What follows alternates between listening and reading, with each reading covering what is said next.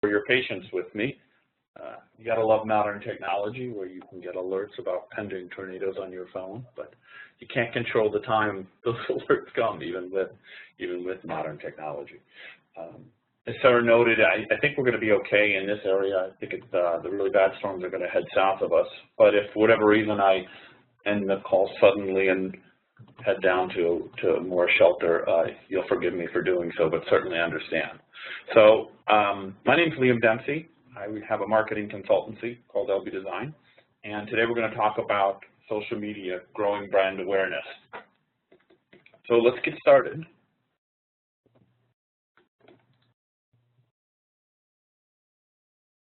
So I thought the best place to start is really to talk about who I expect my audience to be. Technology is wonderful, but I can't see you. I don't know who you are specifically. I can see some of the people attending here, but you're all over the country and from different charities. So you may be the director of a nonprofit or a charity. You may just work with the charity. You may be a volunteer there, depending on the size of the charity. But either way, you're looking to deepen your understanding of online marketing, particularly trying to get a more effective approach to what you're doing to raise awareness, donations, and support your cause and your audience, the community that you serve. This is the fourth in a 5-part series. The previous webcast will be made available at some point. We're trying to organize that. But my slides from all the previous talks are online at SlideShare. So that's slideshare.net/Liam Dempsey. And I'll just pop that into the chat box right now so that everybody has it. Today's slides will be there after this talk. They're not there yet, but they will be there shortly.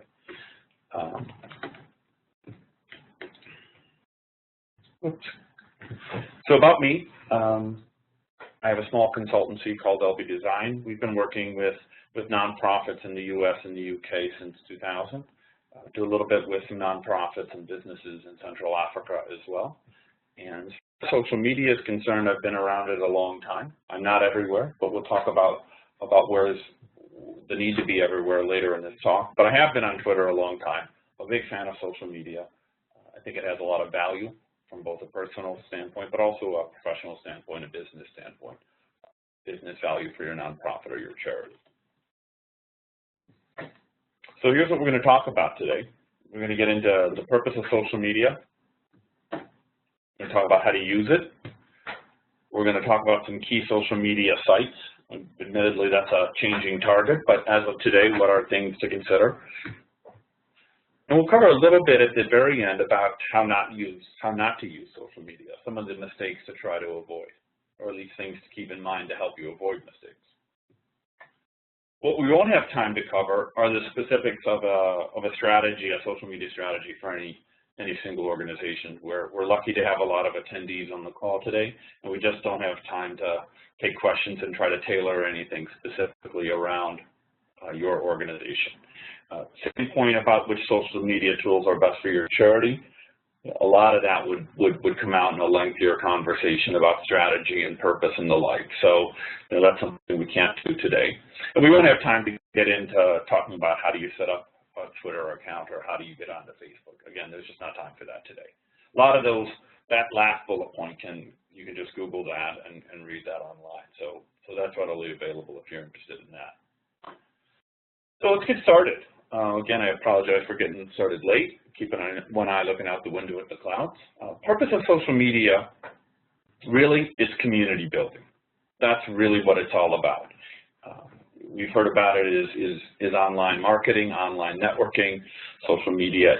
That's what it's all about. It's really taking your network, that concept that we're all familiar with in the sense of offline marketing, or offline networking, where we might go and chat with somebody over coffee, or we hold an event, or we strike up a conversation via some kind of introductory email. That's all just networking. What we're trying to do then with social media is take those same principles and build that into what we do online. So that's really what we're trying to do. We're trying to build a community, because that community is going to help grow brand awareness. Just like if we're networking for our career or for our nonprofit, offline, the more people that know about us, the more people are going to be able to say, hey, you know, you might want to get in touch with Tom or with Mary about that particular business need or that community that needs some help. Their charity does a lot. It's the same thing online. Building brand awareness will come from building community. So what does that mean exactly? What does building community mean? And it starts with connectivity. We want to reach out to people and make contact with them. We want to connect with them in a meaningful way, just like we would do in offline things. It's about reaching out to people who may or may not know of us. We have to then engage with them, just like an offline conversation. If we're all talking or all listening, there's not a real conversation. And that's not to say that talking at some times and not listening is never okay, or that only listening for periods of time isn't okay. But it really needs to go back and forth in order to be a true conversation, to really have that level of engagement, to have people buying into your messaging, into your mission, into wanting to help the community that you're serving, but also wanting to know about it as well and learn about it. And so really then what that kind of comes to is the somewhat grandiose statement of developing a shared vision with common goals. And what I mean for that, and the purposes of this conversation, is that we want the people that we're engaging with online to feel a connection with ourselves, with our organization, with the communities that we're serving, with the people whose needs we're trying to meet through our nonprofit or through our charity. And then that common goal can be addressing the needs of the community, whether everyone in our online community is interested in helping all the different aspects of our mission, how we help our community or how we help the clients that we serve. They might only be interested in one or two of the various projects that we have, but that's okay. But we want to get this community with a shared vision with common goals, in that everybody wants to work towards the same thing. And of course, different people are going to work at different levels. Some people might just be a donor and they give you $20 a month and they don't really want to come out and help on a volunteer day. They don't want to give anything more. They have other concerns and other donation priorities, but they're happy to help at that level. And other people might be all about volunteering. So we can engage in different ways, but it's about making sure that our community moves forward together through this shared vision, which we can build through social media. Everybody with me so far? Okay, we'll keep moving. By the way, I know Sarah mentioned it, but if you do have questions, go ahead and just pop them into the chat box, and I'll try to keep an eye on that. And if I don't, I'm sure somebody, maybe Sarah, will shout out and let me know to look. So as we're building our online community, and now that I look at this, I wonder if that yellow on magenta isn't the greatest contrast. So if people can't see that, I apologize. So the top line reads an attentive community. And that's really what we're trying to start to build with social media. We're trying to create an audience for ourselves so that when we do talk, when we do put something out on Twitter or on LinkedIn or via a blog post or Instagram, that people see it, engage with it. They want to hear, oh, what did that charity say? What did this other organization say? What did the CEO of that foundation mention, or what photo did he or she share? So it's an attentive community that becomes a captive audience. Captive in a good way. They want to listen to what we're saying. They hear our messages. They're interested in them. They matter to them. And when we can get that attentive community to be a captive audience, it really can be, they become engaged supporters. They really are, at whatever level works right for them, able to help us grow our brand online, because they will, whether they retweet us or they like something on Facebook or they share a photo of when they were at one of our events, they share that on Instagram and then they mention us in that Instagram post, then their audience will know of our organization, of the people that we serve, of our community and our mission. And that's the way we just slowly, just like in real life, as I say, offline, grow our community through active engagement. We're doing the same thing online. We're really trying to increase the number of people that are genuinely interested in what we're trying to do. And yes, it's wonderful when things go viral. It doesn't happen very often, and that's why we hear about it. It's a bit like winning the lottery. And every once in a while going viral proves hugely valuable, like the Ice Bucket Challenge.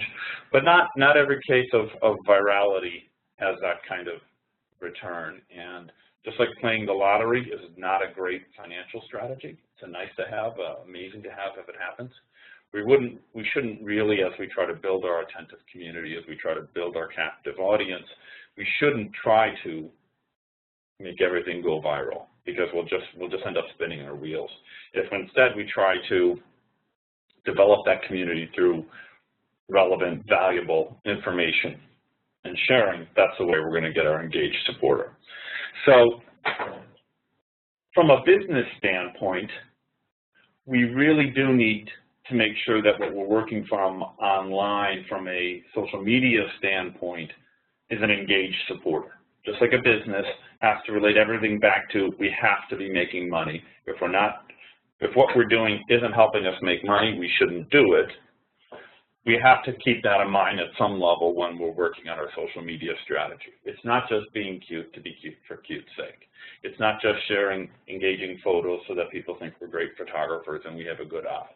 It's really about making sure that what we're doing, the time and energy that we have to spend on social media marketing, helps us meet our mission. And whether that helps us by getting more volunteers, helps us by raising awareness about our cause. So in that vote in the legislature next month, more and more people are going to be writing to their local representatives to support our viewpoint, or whether or not it's driving a fundraising campaign around a charity walk next weekend. That has to be the end goal. But very rarely should it be the immediate focus. If we think about it from a business sales standpoint, good salespeople don't show up at your business and say, here's my brochure, buy this, buy this, buy this. They start by cultivating a relationship.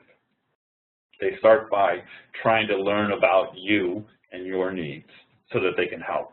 And that's really what we're trying to do with social media. We're not starting with help us donate, volunteer. It's here are things to think about. Here are interesting information about the community that we serve. Here's something you may not know about their specific needs. Even in modern America, did you know that this or that actively affects people in a very harmful way?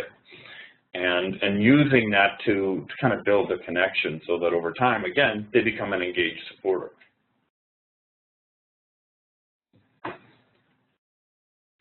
So following on, very rarely should a sell be an immediate focus of our social media. And I left the word sell in there versus some sort of nonprofit related word is because I think nonprofits still have bills to pay. They still have to find a way to get fundraising to the point where they can pay staff salaries or they can deliver programs. You can't deliver something for nothing. So at some point we need to sell, whether or not that sell is getting a donation or getting volunteers or getting somebody to join our board. We do sell within the nonprofit community, but we really don't want to make that an immediate focus of our social media. I think if we, for those of us who are on social media on a regular basis, as we talk through this slide, I'm sure you all have instances in your mind of where you felt like you were being sold to by somebody who just met you, so to speak, online. So we really do want to avoid that. But going back to our previous slide, it does have to be in our heads at some point that we need to try to engage with this person in a way that will help us deliver our mission. So, excuse me as I get a drink of water there. Just like in real life when we're networking with people, we really do need to treat people as people. Just because we're on our phone typing something to somebody on the other side of the country doesn't mean that they're not a human, that they don't have feelings, and that they're not going to be sensitive to the way that we talk, chat, email with them.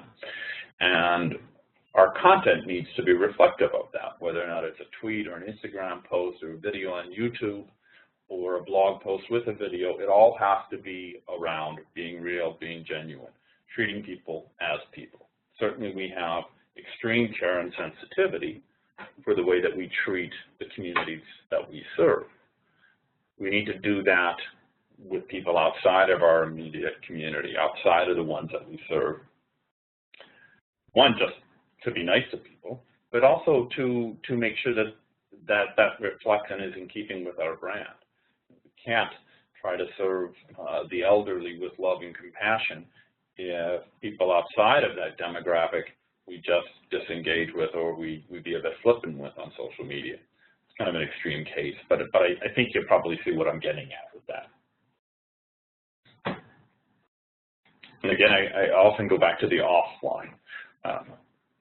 People tend to, at times, feel a disconnect with the end audience when they're just sending an email or they're just writing a blog post or they're just posting something on Instagram that they would never say to somebody's face, or they would never say that in front of a live audience with that tone, particularly since you can't always read tone from a written bit of word, a text.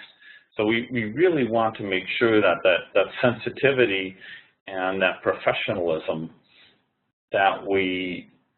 with which we engage our community offline, we do so online. And we do so at every step of the way, and everybody within our organization does so. Not just the official LinkedIn page for the organization, but all the profiles of the people in our company or our organization who are on LinkedIn. So I'll just let you read this for just a minute.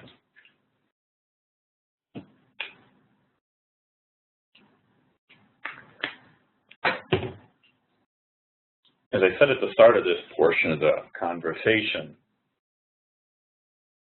community will grow brand awareness. The more people that know about you, the more people that say nice things about you online, the more other people outside of your community will learn about you. And when I say diverse online community, I mean that in a number of different ways. Clearly, it's important to be welcoming and diverse in our outlook as to race, gender, ethnicity, religion, and those sorts of parameters.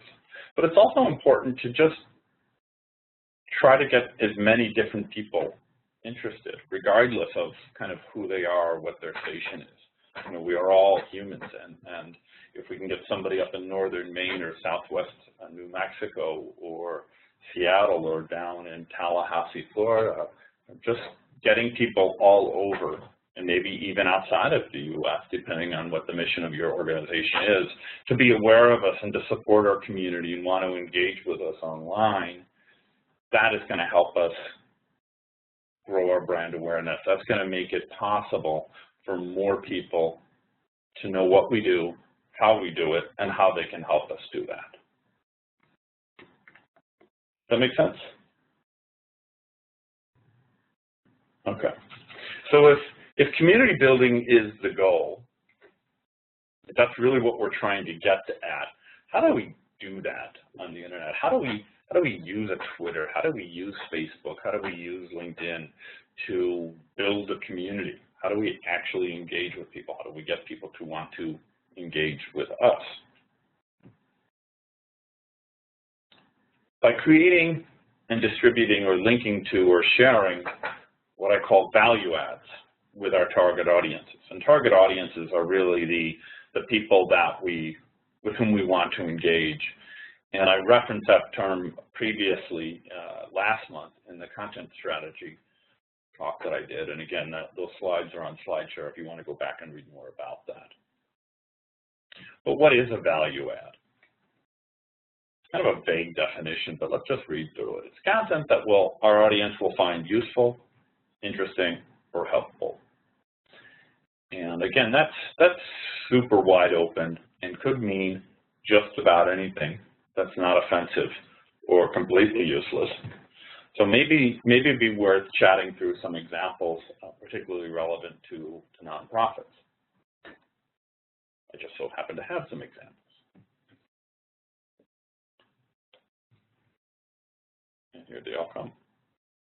Thank you for joining us, examples.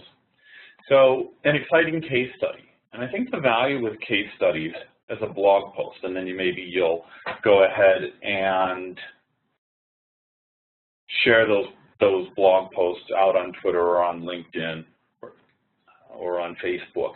If a case study is an opportunity to demonstrate that your organization knows what it's doing and can address a very specific problem in a very meaningful way that provides a desired solution. So, whether or not you're helping stray dogs find homes, or you're working to deliver a cure for a certain disease, or you're helping find shelter for single mothers in temporary transition in their life, all of those can be written up into a case study that will bring insight into your charity's expertise, your compassion, your professionalism, but also will highlight maybe some of the aspects of your community, of the people that you serve, and let those outside of that community or those unfamiliar with the clients that you serve know some about their specific needs and might them say, I didn't know that. Wow, that's tough. How do they deal with that? I'm so glad this charity is helping them in that way. Next point is about revealing insight into your personality. And I think as an organization, that's really, really valuable to try to do. And I think if we think about some of the really well-known brands, whether it's a brand like Nike or a nonprofit like the Red Cross or an NGO like the UN, they have a certain brand and a certain public perception about who they are. And not so much the UN necessarily, but the other organizations, Nike and the Red Cross, do put time and energy into crafting how we as an online community view its personality. And we can take that same approach, obviously not on a Nike budget necessarily, but the principle would be the same, to try to make sure that what we're doing via social media reflects our personality, our ethos, our mission. So challenges overcome. How do we address a big problem? How do we do that with ingenuity? How do we do it on a low budget? How did we systematize it that we not only solved this immediate problem for this person right here, but because we went about it in such a structured way, we can apply that in any host of different situations and therefore be much more efficient moving forward. Photos. Photos are always valuable. There's statistics that suggest, studies that suggest that photos, the brain recognizes photos 60,000 times faster than text. It processes images 60,000 times more quickly than it processes written words. So sharing photos really do say 1,000 words, and it's going to say it a lot faster. We can talk about our partner organizations. Who's helping us deliver? How are we helping together? And the beautiful part about this point about sharing information about our partner organizations is it will encourage them to tell their communities about us. And not that we're doing it just to get them to say nice things back to us, but if we think back to that previous slide where everything has to relate back to delivering value and achieving our mission, so this is one particular example where it can very much do both. We're talking about our partner organization. We're talking about the projects that we delivered with them. We're saying how great they are and how they help people. And we hope, although we don't require that they say something nice back at us. So it works for both. Links to valuable offerings online. Now that seemed a lot more specific when I wrote it last week. But what I mean by valuable offerings online are really just other value adds that other businesses, other charities, other individuals, maybe news websites have distributed and posted. So it could be an article that highlights the needs of your specific community. It could be a petition to encourage your local politicians to approve a piece of legislation that will benefit your community.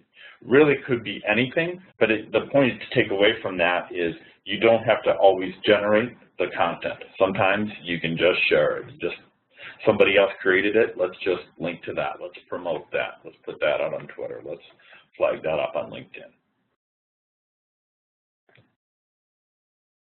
So here are 3 more examples for us. The first point about other local charities is different from the previous one about partner organizations in just that we don't necessarily have to work with these charities. We just know about them and know that they're doing good work, and kind of along the lines of karma and kind of along the lines of just helping those who need help. We're in the business of asking others to help us. Well, we can help where we can. So another charity, even if it's working in a totally different sector, it's always worth promoting them, tweeting about them, maybe writing a blog post, and letting your own community know about them. This next point is still geared towards businesses, but depending on your charity, you may be delivering specific products or services. And whether or not you're giving those away or letting them go at nominal prices. The point being that you're expecting people to do X, Y, or Z with those products or services. Invariably, somebody's going to come back and have done something different and something that might be really useful. So you can then share that with everyone and say, hey, we designed it to do this. Here's what somebody else has done and is getting value out of that. Maybe if it's a service around helping lower income families restructure finances or find ways to save a little bit of money on lower income or live more efficiently, you can talk about ways to do that. So if you come and visit an advisor once a month, here are the steps you can take in between those visits to ensure that you're staying to the regimen, or you're keeping to the plan, or you're tracking your progress better so that the advisor in the next month can give you more detailed advice and guidance because they have more information. That's what that's trying to get at. Next, talking about what your staff do, what the team does, is really, really valuable. It's all about personality and who's doing what, and establishing that human connection, not just with the community, but also helping encourage our staff and our team to feel ownership of our website, to feel engaged with our social media. Everything that we're doing online isn't just outward facing. Some of it is going to be inward facing, and promoting our staff and letting the world know that, hey, the good work that our charity is doing isn't being done in a vacuum. These are very real people. Here's Mary, here's Jane, here's Tom, here's Andy, and here's how they're working towards achieving our mission, making good use of your donations and your volunteer time. And then the last example I have here is I think really, really helpful, particularly in establishing your nonprofit as a thought leader. And invariably, from time to time, there's going to be stories on the news that come from your sector or affect your audience that make the wider news. And it's important at that point in time to make some kind of comment on it, possibly with a blog post, could be a little video, could be just a series of tweets, and to help people either in your community or outside of it understand what that means, kind of quote unquote, in real life. Here's what happened, and here's what we read about in the news. Here's the real concern as to why that's an issue. Here's what we'd like to see government do to respond to it, or here's how we're responding to it, or here's how the news misrepresented this, or that's only half the story, here's the other half as to what else this person or this organization or this community is going through. And by doing that over time, you really can establish yourself as a thought leader and very knowledgeable about your field. So before I go on, I'll just remind everybody that my slides will be online, and so all these examples will be available to you probably about 10-15 minutes after this presentation ends, provided that I'm not in a tornado shelter somewhere.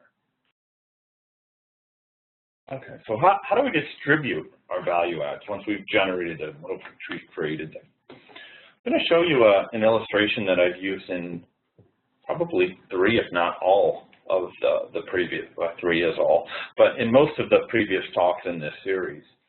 And this diagram really highlights the way that I think social media and online marketing comes together. And if we start with your website in the middle, the big blue dot, your site, and that's really the hub around which we want to place content. So blog posts are going to be on there, staff profiles are going to be on there, information about our mission and our programs and our financials are all going to be on there. But, we might have created a movie that we post onto YouTube, and then we can go ahead and embed that video back into our website in a blog post. So it might be about a project. So we talk about the project, how it got started, how we delivered it, and what the valuable outcomes have been. And not only do we then have it on YouTube and on our website, but we might go ahead and post it on Facebook, We might tweet links to it on Twitter. Depending on what our strategy is, how we want to do it, we might put something up on LinkedIn as well, flagging it up. We might also create some photos from the project and share those on Instagram, or a shorter video on Instagram. We might email it out to people. We might include it in our newsletter. If our blog allows for comments, most don't these days, some still do. We might try to engage with people then in comments. And of course, other feedback that comes in, whether it's in-person conversations, emails, or phones. So the idea then is that we can push content on any one of these social media outlets. And these are just indicative of what's popular right now. Certainly any of these could change. There may be more that your charity should use. There may be less. Maybe you're only on YouTube. You're not anywhere else. You don't have the capacity to do anything else. You're a one-person organization. Maybe you don't even have any full-time employees. There's all sorts of charities come in all sorts of different sizes. So you have to come up with a strategy that works best for you. But the idea, though, is to play to each social media outlet, play to its strength. So for Facebook, for Instagram, it's a lot of pictures. That's what people look at. That's what causes people to slow down and take notice. Clearly, YouTube's all about videos. Videos come in all sorts of sizes. We can just do 30-second videos. We can do 2-minute videos. We might have a 5 or 10-minute video about a detailed case study that is particularly moving or gripping, and we really wanted to tell the whole story. And we might use Twitter for photos or for links to any of our content. But certainly, as I mentioned briefly, we really don't need to be everywhere. We only need to be where it's right for our charity to be. And where is it right for our charity to be? Well, that's a conversation that we'd have to spend a bit of time on, and we don't have time to get into today. But the considerations are: how much time, how much energy do you have as a nonprofit? Where is your audience? Where are they going to be? Because in theory, if none of your audience is on Facebook, admittedly most people are on Facebook for the purposes of this conversation, let's say very few of your target audience are on Facebook, well, it might be wiser for you to be on Twitter, or be more cost effective for you to be on LinkedIn, and not to worry about Facebook in the short term until there's enough of an audience there to justify the additional expenditure that comes with having to post more content on another social media outlet.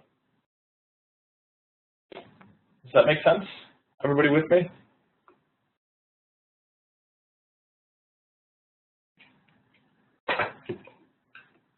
So there was a question about how do we know where our audience is, and that's a topic that we covered a little bit in the content strategy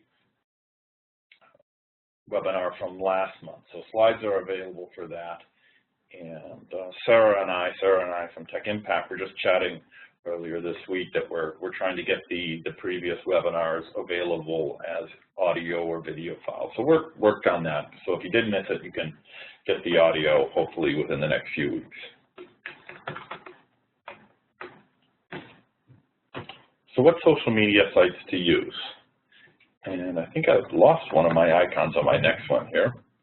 I sure did. Oh, they're just coming in slowly. There they go. So social media websites rise and fall with some regularity. What's popular today may or may not be popular tomorrow. These are the most popular ones right now: Twitter, Facebook, YouTube, LinkedIn, Instagram, Google+, and Pinterest. Again, these change. There's also location-based apps, things like Swarm, where people check in at certain locations. And in thinking about which social media sites are right to use, it really is thinking about where is your audience? Where are you going to find the people that you want to talk to? And there's certainly data online that will tell you what demographics are where. But I think it's also just important to just slow down and talk to your audience. Talk to the people that you already know. Talk to the people with whom you already have a relationship and find out where they are. And do some research. Look at the different charities that are in your own corner of the world doing similar work to you, and see if they're on Twitter or if they're on LinkedIn. And if so, who are their audiences, and are some of those shared, and can you engage with them in that media? So really, it's the key takeaway from this particular slide are a few. One, be where your audience is. Be well aware that you don't have to be everywhere, and realize that social media sites, their popularity changes. So you may be on one particular social media site and find it very useful this year, and next year it's not there anymore, or it's a lot of drop-off in terms of popularity, and you might be moving on to something else. That's okay. Just stay attentive, stay in tune.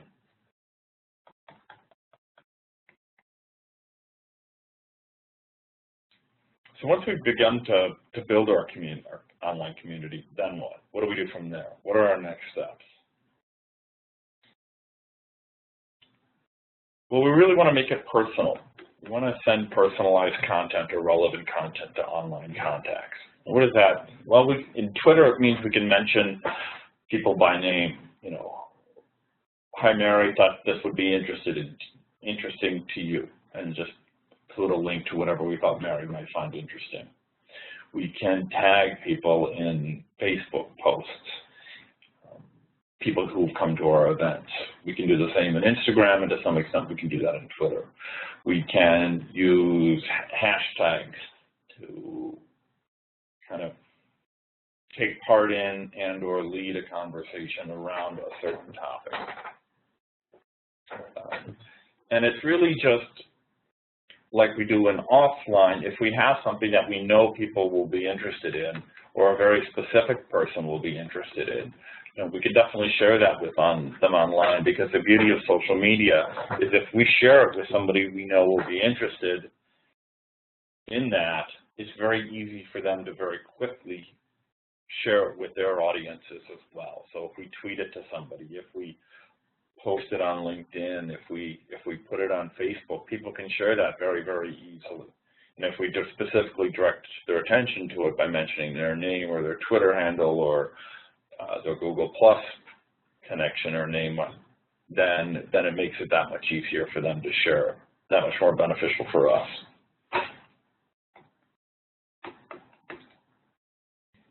Pictures. I stumbled over the 60,000 times faster statistic earlier in this talk, but pictures really are powerful. They don't have to be the greatest image. You know, we're not competing with top photographers on this. Spend a little bit of time, snap things with our phone. We're all carrying very powerful cameras, and use them. And you'd be surprised at how many more retweets and mentions and favorites and likes you get when you post pictures rather than just post some content or a link.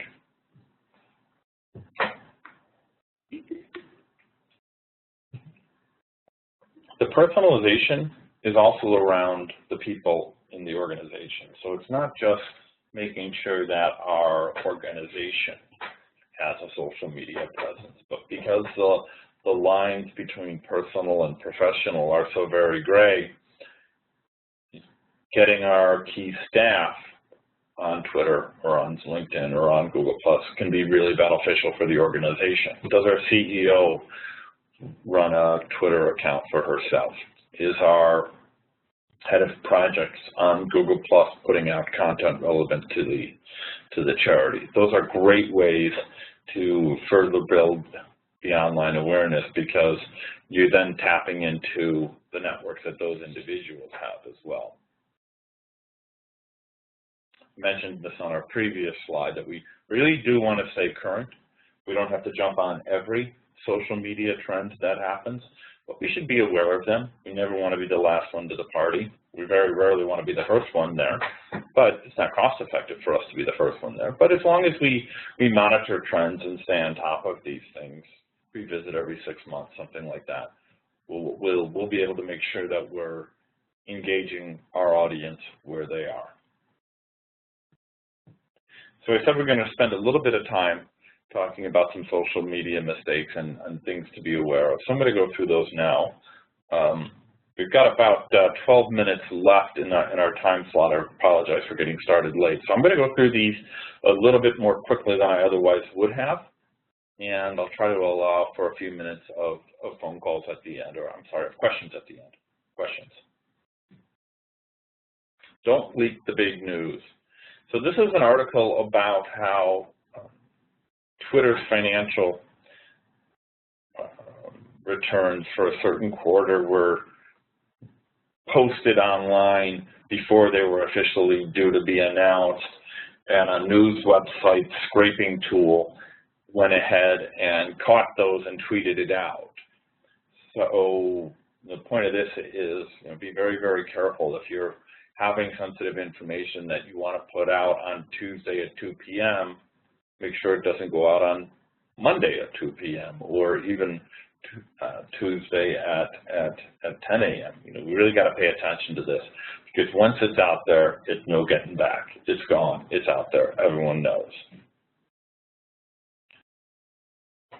I'm not sure if people can read this slide. It's a little bit hard, but it's from somebody on Facebook who is sharing the news that their father passed away. And if we skip down a couple of messages to the end, they say, oh, by the way, if you see my children, don't tell them anything because we haven't told them. It's a slip up. It happens. It's not that big of a deal in this particular case. But if this were some very sensitive information around our organization, relying on people on the internet not to share it, I think is a particularly dangerous approach. It can really have some real problems there.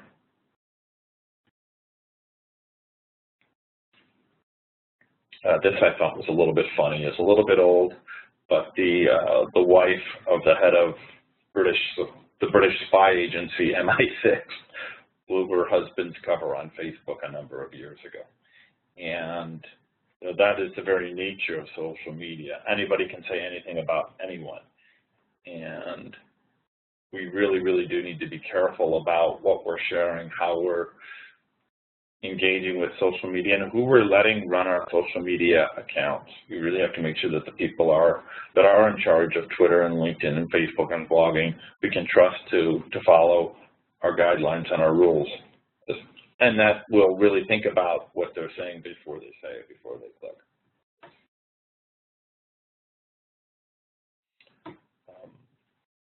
This is an example, again from the UK, about an employee of a company on Facebook complaining about her boss, and her language is less than appropriate, and the boss's reply is less than appropriate. But if it's on the internet, it's everywhere, and we really have to be careful. And the lines between personal and professional, if they exist at all, are gray at best. So we really do need to be careful.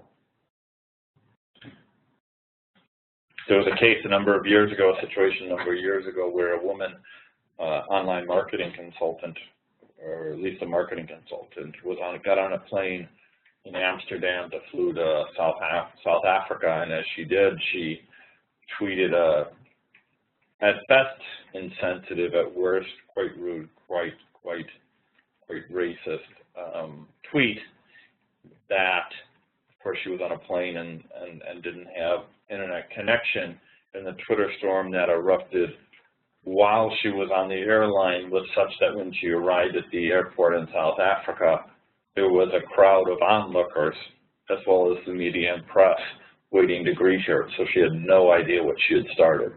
So just be very, very careful about, and of course, sorry, just to finish the story, this woman lost her job and kind of disappeared for a couple of years because of the notoriety that she got just from that one tweet.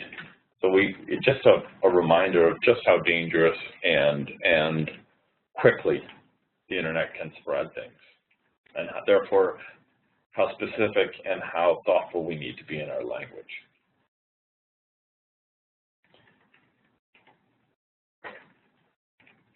In the interest of time, I'll just really suggest that social media, each outlet has its own form of decorum and appropriateness, and it's important not to use social media to spam people, or more importantly, it's important to use social media in a way that doesn't look like you're spamming people. So here's a very reliable UK wing of a nonprofit, and their social media was absolutely, in Twitter speak, spamming people this way. So we just want to make sure that we avoid that. Know what the rules of communication are for your social media outlet. So how do we avoid these social media gaps or mistakes? Again, we realize and are fully appreciative that there are effectively no lines between professional and personal. It's on the internet, it came from us. It's going to get tied back to our work. Everything travels very, very quickly. Although you may delete a tweet or a Facebook post, somebody somewhere will have gotten a screenshot of it, will have taken a snap picture of it, and it will be out there. So some people may not be able to find it subsequently on our accounts, but they're still going to be able to see it. We very much have to think before publishing. Once it's out there, it is totally out there. And along those lines, we really do want to keep to our marketing strategy, be aware of it, and be specific in our strategy that we tweet about this, we don't mention that. We put this on Facebook, we never put that on Facebook. We describe our community in this way, we never describe them in that way. We talk about our staff and team member in this way, we never talk about them that way. Whatever the rules that we set out are, we just have to make sure that we follow them. And the last point about keeping management involved is not necessarily that the CEO or the executive director has to hit the publish button on every tweet or LinkedIn update that we send, but just that they're aware of what's going on and that we don't outsource or delegate the running of our marketing strategy to the part-time intern who's been with the organization 3 weeks. They might be very smart, they might be very capable, but they're not going to know the full history, they're not going to appreciate necessarily all the sensitivities around our organization and around the community that we serve. Okay, so what are the key takeaways from today's presentation that I hope you'll take with you today? Social media is about building community, and that community, once it's in place, will help us grow brand awareness. It's very difficult online to grow brand awareness without having a community to support us. Just like in real life, it's very difficult to get too far without some sort of support and community around us. It's very difficult to do brand awareness online without a community. To build that community, we absolutely need to create and share relevant, engaging content. We have to create conversations. We have to put things before people that will be of value and of use to them. As always, we have to treat people like people and not like targets, not like numbers, not just as followers or fans or likes. They're people first. And if we can convey that through our social media presence, we'll go do a good way towards building our community. And in terms of trying to limit our mistakes and eliminate our social media risks, we have to think before publishing, whether it's a blog post, a video, a tweet, a LinkedIn update, whatever it may be, a picture on Instagram. We just really need to think about, what does this say? Is that the right wording?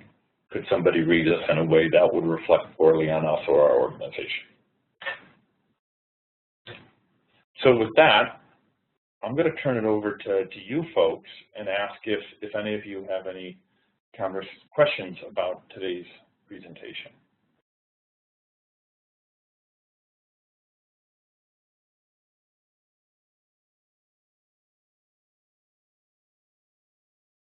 Well, I'm waiting for any of those to come in. I might ask a question of the audience, and maybe you could just chat and put it into the chat box. And just to let us know which social media outlets your organizations are already using, if any. I can tell you that my company, LB Design, we use Twitter and LinkedIn as our primary ones. We're not actually on Facebook.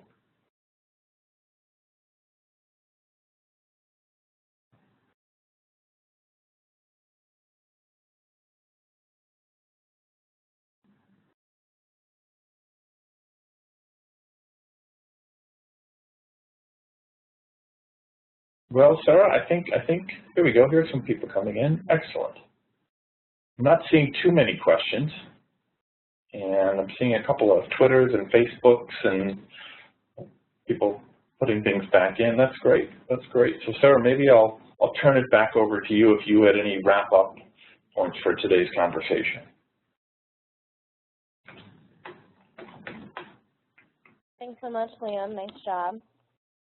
I don't have too much to say other than I did comment earlier that Tech Impact is currently migrating our website to a new type of site, same URL and same event calendar, webinar calendar. It's just, frankly, it's just a better site. And one of the features of this new site is a resource library. And we're really excited to develop our resource library because we want to be the place that nonprofit organizations can go to for resources about technology, social media, and digital marketing, that type of stuff.